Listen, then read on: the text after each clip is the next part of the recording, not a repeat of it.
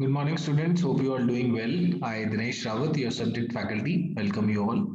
So the subject name is research methodology, and today the topic of discussion is research hypothesis. So different types of research hypothesis. So let's start. So these are the books from where the PPT content has been made. First one is Business Research Method by Cooper and Schindler. Second is Business Research Method by Zygmunt, Babin, Carr and Griffin. And third one is Marketing Research and Applied Approach by Naresh K. Malhotra and David F. Parks. So these are the three books which I have used for making this PPT.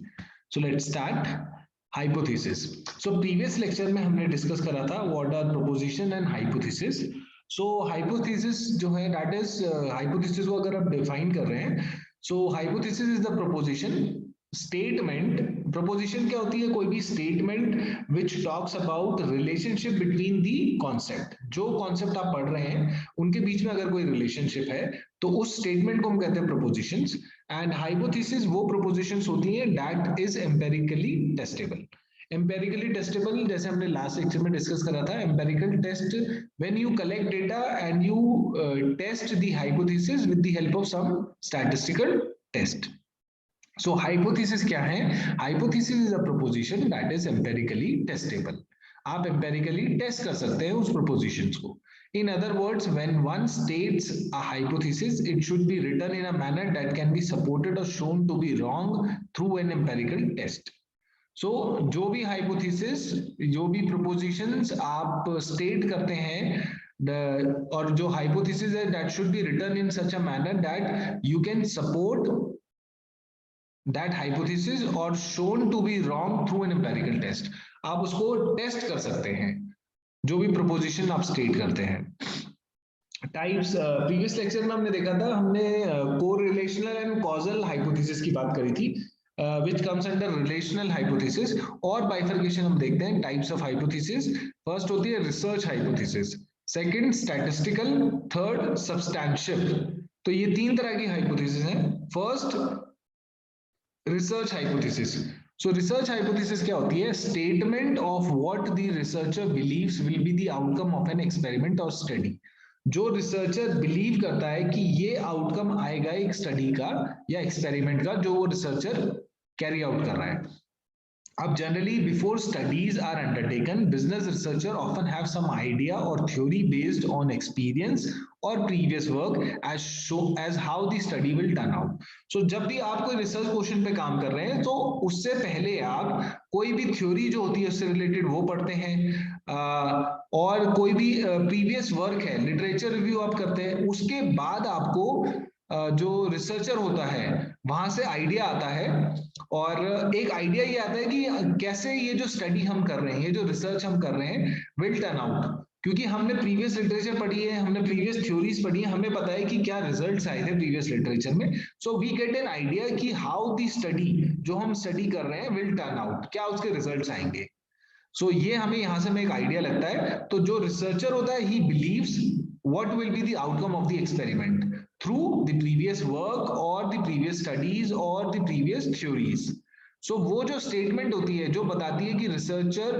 क्या believe करता है about the outcome of an experiment और study उस statement को हम research hypothesis कहते हैं example previous literature से आपने पढ़ा और उसमें से निकल के आया कि older workers are more loyal to company जो पुराने वर्कर्स होते हैं एम्प्लॉयज होते हैं वो ज्यादा लॉयल होते हैं टू दी कंपनी अब ये है रिसर्च हाइपोथेसिस प्रीवियस लिटरेचर आपने पढ़ी आपने थ्योरीज पढ़ी उसके बेसिस पे जो रिसर्चर बिलीव करता है और जो स्टेटमेंट होती है about the outcome of an experiment कि उसे पता है कि उसे आइडिया होता है कि ये आउटकम आ सकता है और उस स्टेटमेंट को हम कहते हैं रिसर्च हाइपोथेसिस जैसे older workers are more loyal to company बस इसको आप टेस्ट करेंगे अब रिसर्च हाइपोथेसिस इस स्टेटमेंट को आपको टेस्ट नहीं कर सकते हैं तो to formally test research hypothesis it is generally best to state them as statistical hypothesis so first the research hypothesis को जैसे एग्जांपल है older workers are more loyal to company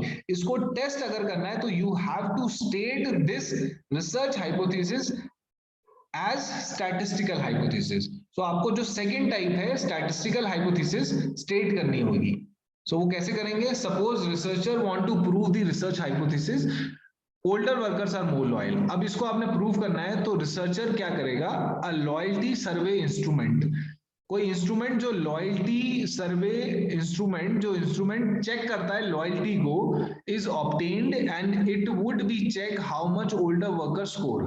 so उस इंस्ट्रूमेंट पे ये चेक करा जाएगा कि जो ओल्डर वर्कर्स हैं वो कितना स्कोर करते हैं। एक इंस्ट्रूमेंट रिसर्चर ऑब्टेन करेगा, वो इंस्ट्रूमेंट का काम क्या है, लॉयल्टी चेक। वो लॉयल्टी चेक करेगा और ओल्डर वर्कर से वो लॉयल्टी सर्वे इंस्ट्रूमेंट भरवाएगा, उसके बाद उनका स्कोर चेक करेगा रिसर्चर। तो ऐसे आप रिसर्च हाइपोथेसिस को चेक कर सकते हैं। This is how you can check the research hypothesis.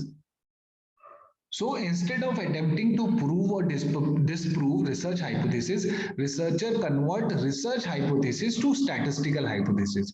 So जो statistical hypothesis होती है, जो statement होती है, अगर research hypothesis को check करना है, so you have to convert that research hypothesis to statistical hypothesis.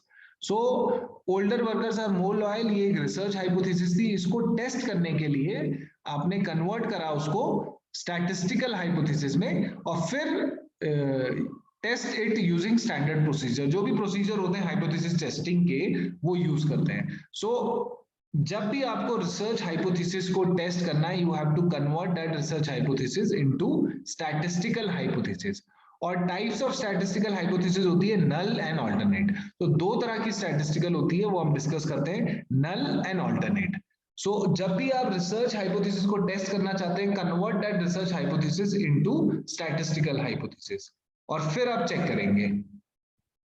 So next is types of statistical hypothesis. तो दो तरह की होती हैं, null and alternate. So first होती है नल, ये टाइप्स ऑफ स्टैटिस्टिकल हाइपोथेसिस है। तो नल क्या है, states that the null condition exist. Null condition exist करती है, इसका मतलब there is nothing new happening, thus the old theories is still true and the system is in control. So null states null condition, nothing new is happening, old theory जो है वो still valid है, still true है, and the system is in control. So null condition exist कर रही है, null hypothesis. Alternate इसके अपोजिट, states that the new theory is true and there are new standard system are out of control and something is happening. So null condition नहीं है, something is happening, new theory जो है that is true and new standards हैं, system जो है they are out of control and something is happening. So ये होती है alternate hypothesis. So first types of hypothesis में हमने देखा रिसर्च हाइपोथेसिस, जो एक स्टेटमेंट होती है, जो रिसर्चर बिलीव करता है कि जो आउटकम होगी स्टडी की, और कहां कैसे बिलीव करता है, क्योंकि थ्रू द हेल्प ऑफ जो प्रीवियस लिटरेचर है, जो प्रीवियस थ्योरीज हैं। जब भी आपको टेस्ट करना होता है रिसर्च हाइपोथेसिस को, you convert that hypothesis into statistical hypothesis, और फिर आप स्टैंडर्ड प्रोसीजर से टेस्ट करते हैं।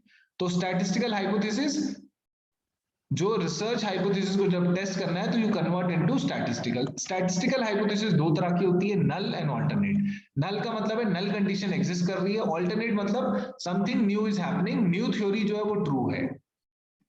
ऑल्टरनेट जनरली वो क्वेश्चन होता है that comes to your mind. तो लेट सपोज, अगर आपको एक एग्जांपल है, अगर बोलते हैं आप शोरूम में जाते हैं and you want to buy a car, तो जो सेल्समैन है वो कहता है कि इसकी 20 माइलेज है, 20 जो माइलेज है that is 20 kilometre per hour. So ये माइलेज है, तो आपके दिमाग में क्या क्वेश्चन आता है, क्वेश्चन आता है कि 20 से ज्यादा हुई तो अच्छा है, लेकिन 20 से कम नहीं होनी चाहिए। सो ऑल्टरनेट ऐसे हम समझते हैं कि जी question which comes to your mind. So salesman ने जो भी कहा, लेकिन जो क्वेश्चन आपके दिमाग में आएगा that would be alternate hypothesis. Research question जो होते हैं जनरली वो ऑल्टरनेट हाइपोथेसिस होते हैं। सो ऑल्टरनेट क्या है, the question which comes to your mind, that is alternate hypothesis. And जो रिसर्च क्वेश्चन होते हैं हमारी स्टडी में, they are always alternate hypothesis. और लास्ट तरह की जो हाइपोथेसिस थी, दैट वाज, तीन तरह की हाइपोथेसिस है, research, statistical and substantive. Statistical दो में डिवाइड होती है, नल एंड ऑल्टरनेट। तो आपने अपनी स्टडी में डिफाइन करना होता है कि क्या नल हाइपोथेसिस है, क्या ऑल्टरनेट हाइपोथेसिस है। उसके बाद लास्ट है स्टैटिस्टिकल सब्सटैंसिव। सब्सटैंसिव जैसे नाम से ही है, एक सब्सटैंसिव रिजल्ट इज व्हेन, क्या होता है substantive result, is when the outcome of a statistical study produces result that are important to decision maker. तो वही रिजल्ट सब्सटैंसिव है जो इंपॉर्टेंट है, या फिर जो स्टडी जो भी स्टडी प्रोड्यूस कर रही है वो इंपॉर्टेंट है डिसीजन मेकर के पर्सपेक्टिव से। सो जिसने डिसीजन लेना है, अगर उसके हिसाब से वो रिजल्ट बहुत ही इंपॉर्टेंट है, then only that result will be called substantive result. As an example, recent year, one healthcare administrator was excited because the patient satisfaction has significantly increased from one year to next. So एक study हुई जिसमें ये पाया गया कि statistically जब उन्होंने test करा तो जो पेशेंट का सेटिस्फेक्शन लेवल है वो इंक्रीज हुआ है. लेकिन जब डेटा देखा तो डेटा में ये देखा कि however an examination of the data revealed that on a 5-point scale their satisfaction rating has gone from 3.61 to 3.62. So data में क्या इंक्रीज हुआ है, 3.61 सेटिस्फेक्शन लेवल था वो 3.62 हो गया. और इसको जब हम स्टैटिस्टिकली देखते हैं तो वो स्टैटिस्टिकली सिग्निफिकेंट होता है कि यस पेशेंट लेवल जो पेशेंट सेटिस्फेक्शन इंक्रीज हुआ है वो सिग्निफिकेंटली इंक्रीज हुआ है जब हम स्टैटिस्टिक्स यूज करते हैं. लेकिन क्या ये 1 पॉइंट का 0.01 का जो इंक्रीज है क्या ये सब्सटेंसिव रिजल्ट है? Thus, this was not a substantive result. So जो भी डिसीजन मेकर है स्टैटिस्टिकली ये सिग्निफिकेंट है, बट जो डिसीजन मेकर है उसके हिसाब से this is not a substantive result. So एक प्रॉब्लम आती है generally that arises in testing statistical hypothesis is that particular characteristics of data can result in statistically significant outcome. आप डेटा को जब स्टैटिस्टिकली एग्जामिन कर रहे हैं तो वो सिग्निफिकेंट आउटकम दे सकती है, but that is not a significant business outcome.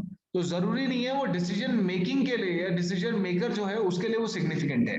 सो वही सिग्निफिकेंट रिजल्ट होगा जो that would produce result that are important to decision maker. Statistically significant होना one thing, but it has to be substantively result या substantive significant होना चाहिए वो. So this is one of the limitation when you test statistical hypothesis. तो generally आपको substantive hypothesis भी define करनी होती है कि यस स्टैटिस्टिकली तो आएगा ही, लेकिन उसके साथ साथ that should be substantive result. So ये हमने डिस्कस करा इस लेक्चर में 3 types of hypothesis, research, statistical and substantive. And next lecture में हम देखेंगे फॉर्मुलेशन, कैसे आप हाइपोथेसिस को फॉर्मुलेट करते हैं. So that is all for today. Thank you.